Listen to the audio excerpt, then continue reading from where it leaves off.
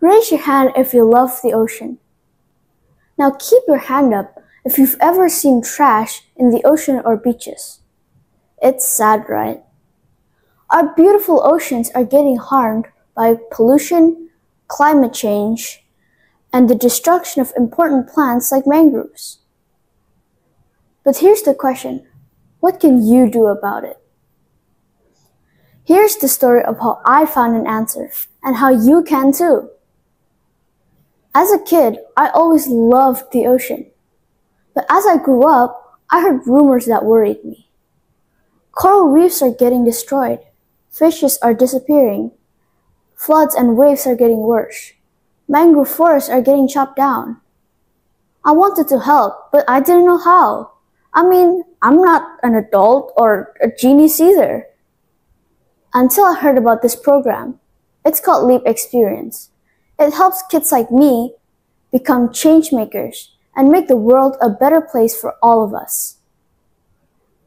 So I signed up, and that's when everything changed. In Leap Experience, they taught me all about mangroves. Did you know mangroves are like superheroes for the environment? They protect coastal villages from big waves and floods. They give marine life a home. They even fight climate change by storing carbon in their roots. It's amazing, right? But here's the thing. Mangroves are getting chopped down to make place for shrimp farms and buildings. The ocean suffers, and so do we. I knew I wanted to help, but I didn't know how. At first I thought, maybe I should just plant a couple of trees. But then it hit me. I love drawing and making stories. So, naturally, why don't I make a story about mangroves? Think about it. People love stories. Instead of telling them about the environment, I could show them through a story. Excited, I got to work. But very quickly, I encountered a lot of problems.